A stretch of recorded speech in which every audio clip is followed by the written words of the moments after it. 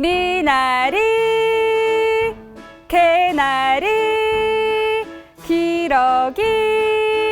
자, 텐션 업을 위해 한번 따라해 볼까요? 미나리 개나리. 안녕하세요. 아름다운 알미 있는 스피치 이아름입니다. 영현 씨는 제 첫 느낌 기억나세요? 되게 아름답고 마치 천사가 내려온 듯한 그런 느낌이었어요.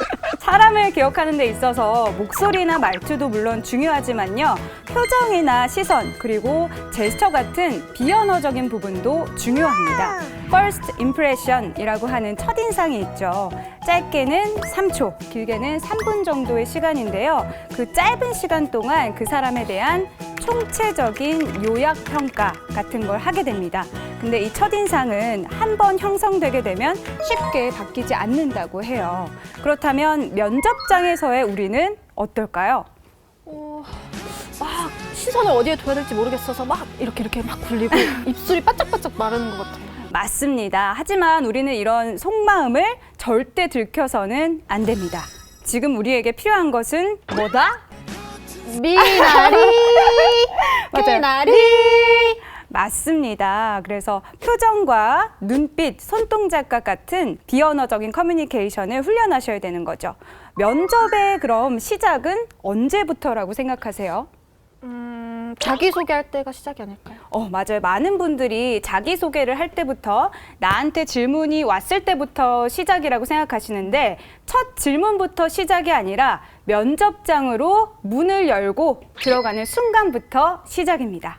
표정이나 시선, 제스처 등 모든 게 나에 대한 평가 요소라고 생각하시면 됩니다. 인사를 하면서 한번 연습해 볼까요? 처음에 들어올 때부터 웃으면서 들어오시고 또 말을 하면서 인사를 하는 게 아니라 서서 말인사 먼저 하게 됩니다. 안녕하세요, 김영현입니다. 하신 다음에 인사를, 몸인사를 하시면 됩니다.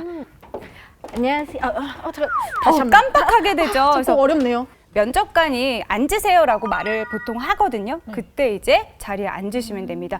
또 끝나고 나서도 어떻게 해야 할지 어려워하시는 분들이 있는데 끝나고 나서도 먼저 말인사로 감사합니다 하고 인사하고 나서 이런 질문을 하시는 분이 있으셨어요. 감사합니다 한 다음에 어떻게 나가야 할지 모르겠다는 거예요. 감사합니다. 이렇게 나가면 그거를 질문하셨어요. 이렇게 사극에서처럼 뒤로 이렇게 점점 물러나면 안 되냐고 질문을 하셨는데 뒷걸음질 치시면 안 되고요. 그냥 편안하게 감사합니다 하시고 뒤돌아서 씩씩한 자세로 가시면 됩니다. 항상 말 인사를 먼저 하신 후에 몸 인사를 하시면 되는 거죠. 그런데 저는 면접 볼 때 항상 면접관이랑 이렇게 1대1로 눈을 마주치는 게 너무 어려워요. 맞아요. 우리가 부담스러울 수 있죠. 눈을 마주보는 게 이 시선이라는 게 사람의 심리를 보여주는 창이기 때문에 시선 처리를 특히 주의해 주셔야 합니다. 그래서 고개를 이렇게 내리고 눈을 이렇게 보면서 2년 연속 동아리 회장을 맡으며 책임의 의미를 깊게 깨달을 수 있었습니다. 어떠세요? 느낌이? 조금 무서워요. 맞아요. 그래서 무서워 보이기도 하고 자신감도 없어 보이고 좀 거짓말하는 것 같은 느낌을 들죠. 그리고 시선을 중간에 피해도 굉장히 수상한 느낌이 납니다. 그래서 말을 이렇게 하다가 시선을 피하면 절대 안 돼요. 따라서 one sentence, one person. 한 문장이 끝날 때까지는 꼭 한 사람을 보셔야 됩니다. 해볼까요? 안녕하세요. 저는 김영현입니다. 저는 2년 연속 동아리 회장을 맡으면서 책임의 의미를 깊게 깨달을 수 있었습니다. 이렇게요?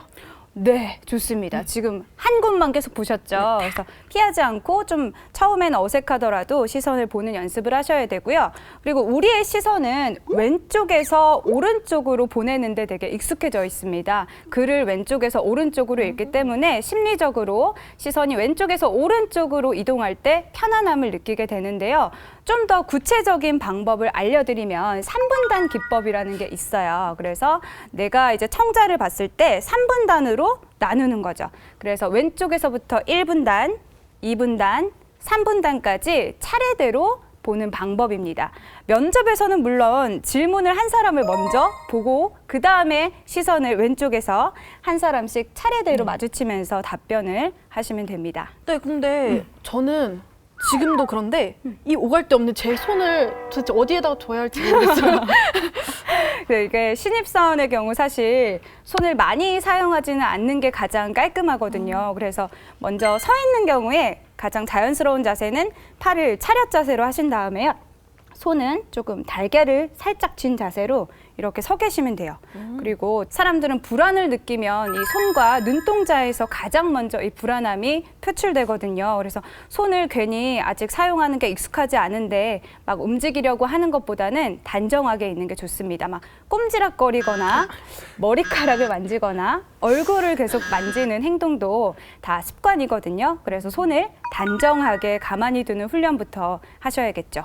과도한 손 사용은 자제하시고요. 손바닥이 바깥으로 보이게 하는 아웃 제스처를 잘 활용하셔야 돼요. 그러니까 손바닥이 보일 때 그 사람에 대해서 조금 더 신뢰하게 되기 때문에 손바닥을 바깥으로 보이게끔 써주시면 좋습니다.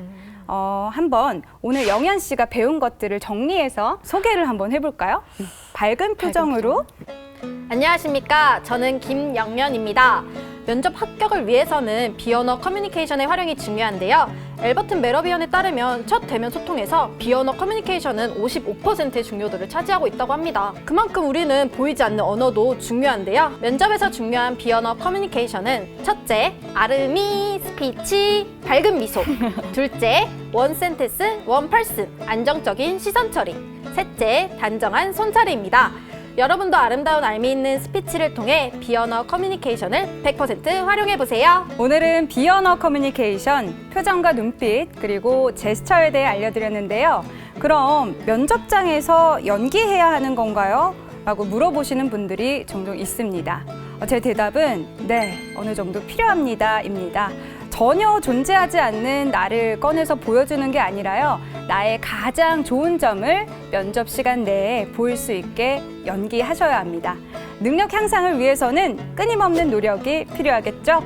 여러분의 순수한 노력이 좋은 결실이 되길 바라며 지금까지 아름다운 알미 있는 스피치 이아름이었습니다. 김영연이었습니다.